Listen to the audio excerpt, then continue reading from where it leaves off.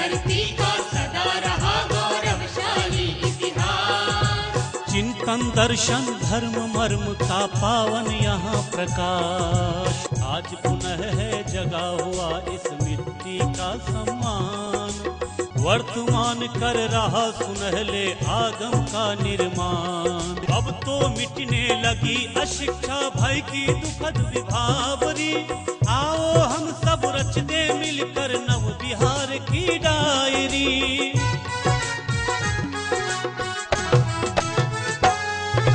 नमस्कार, Bihar video diary में आपका स्वागत है। सबसे पहले नजर डालते हैं बढ़ते बिहार की बदलती तस्वीर पर। देखते हैं बढ़ता बिहार।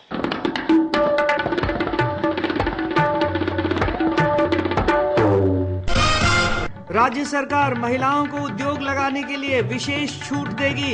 इन्हें उद्यमों के लिए मिलने वाली राशि पर ब्याज दर में 7% की छूट मिलेगी। राज्य सरकार पंचायती राज प्रतिनिधियों को अब हर माह बैठक के लिए निर्धारित भत्ता देगी। साथ ही मुखिया के प्रशासनिक खर्च का अधिकार 5 लाख रुपए किया गया। सूबे में औद्योगिक माहौल बनाने के लिए राज्य सरकार ने 10 निजी औद्योगिक क्षेत्र बनाने की दी स्वीकृति। इसके लिए राज्य सरकार ने इस वित्तीय वर्ष में 17 करोड़ की स्वीकृति देते हुए 7 करोड़ रुपए किए जारी।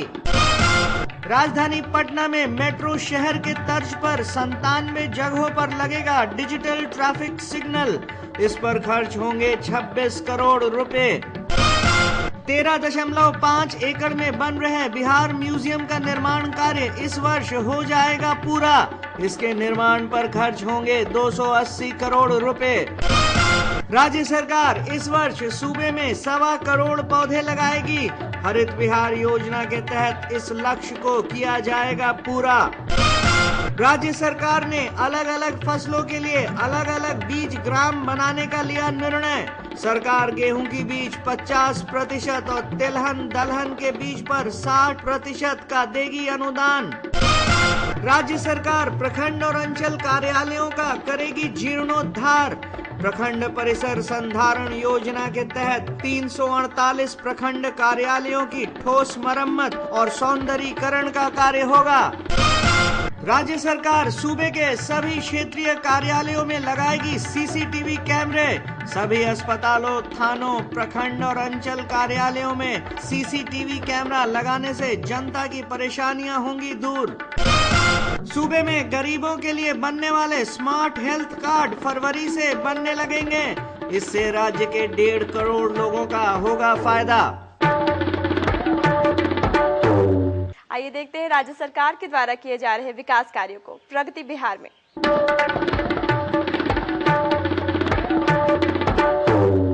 राज्य सरकार द्वारा प्राथमिक शिक्षा के क्षेत्र में व्यापक सुधार किए गए हैं। सरकार द्वारा सबसे पहले आधारभूत संरचनाओं का विकास कर शैक्षिक माहौल को दुरुस्त करने का प्रयास किया गया। राज्य सरकार द्वारा स्कूल से बाहर रहने वाले बच्चों को शिक्षा की मुख्य धारा में लाने के लिए अनेक प्रयास किए गए। सरकार द्वारा शिक्षकों और छात्रों तक सुविधाओं को पहुंचाने के तंत्र को सुधारने के भी अनेक प्रयास किए गए। इसके तहत कक्षा 1 से 8 तक के सभी बच्चों को पोशाक खरीदने के लिए सीधे नकद राशि का भुगतान अभिभावक, शिक्षक और स्थानीय समुदाय के लोगों के समक्ष किया जाता है। मुख्यमंत्री साइकिल योजना के तहत 9वीं और 10वीं के सभी बच्चों को साइकिल खरीदने के लिए 2500 रुपए की नकद राशि प्रदान की जाती है।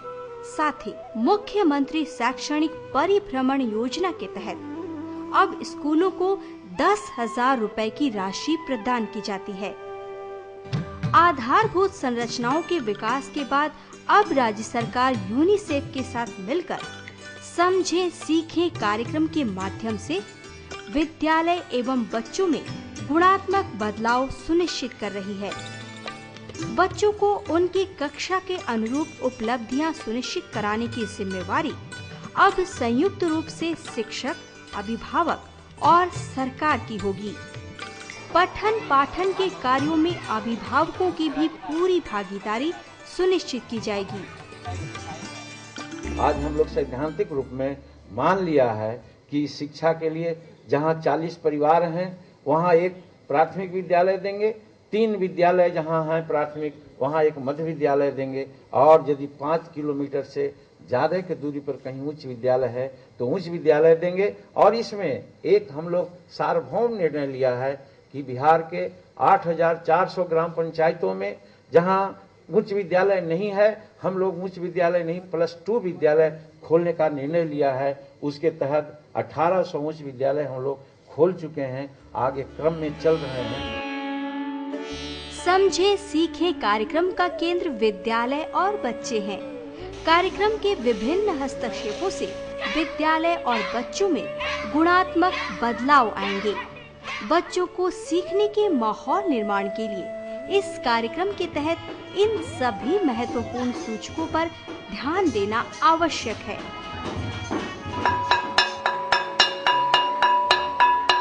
विद्यालय समय से शुरू हो और समय से चेतना सत्र का आयोजन हो।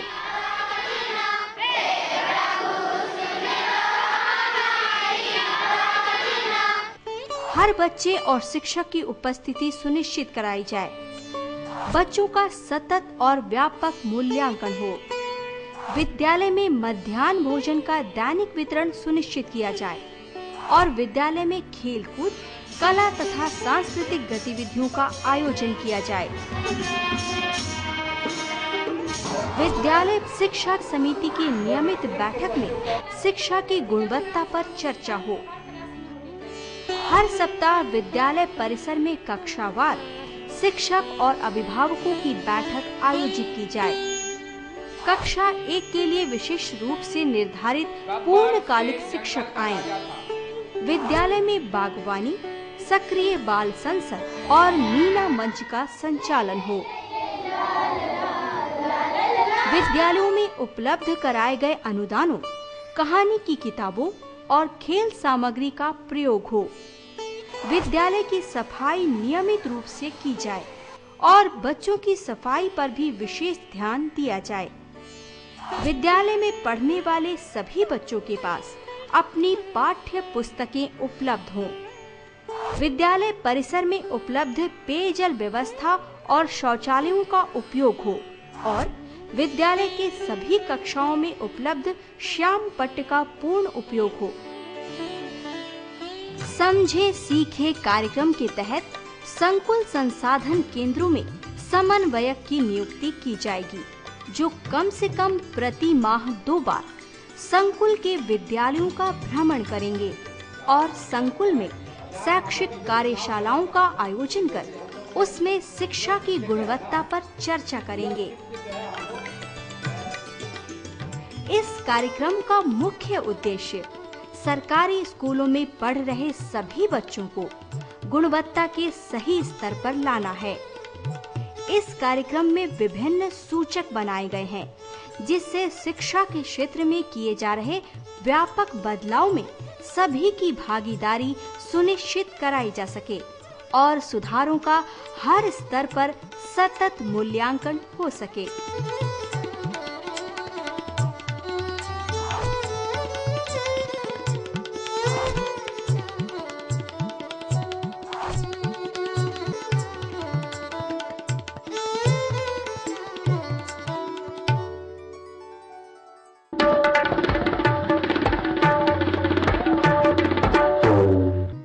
मुख्यमंत्री सेतु निर्माण योजना।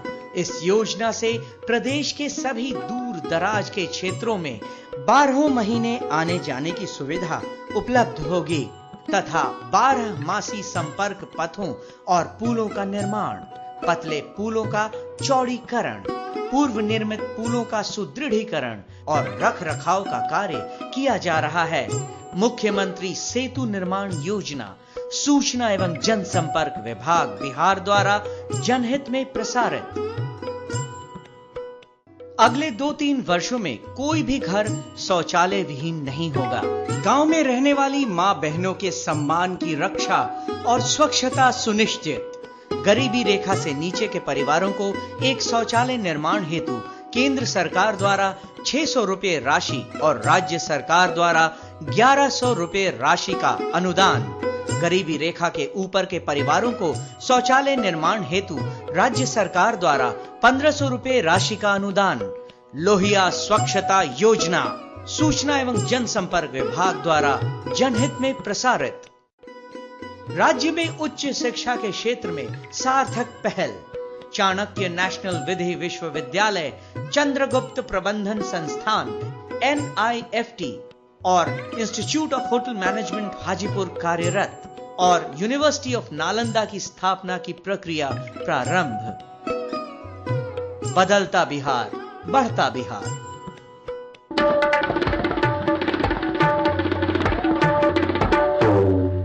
अपनी प्राचीन धरोहर को जानने के लिए देखते हैं बिहार धरोहर।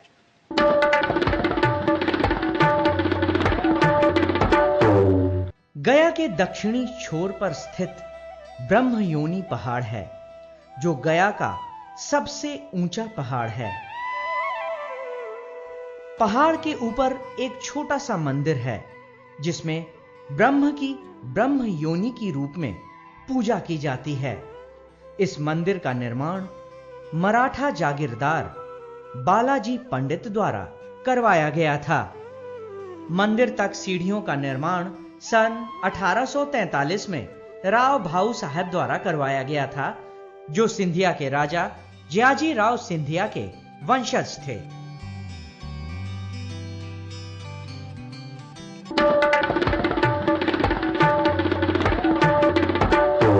बिहार वीडियो डायरी के इस एपिसोड में बस इतना ही। अगले एपिसोड में फिर से होंगे आपके साथ। तब तक के लिए जय बिहार।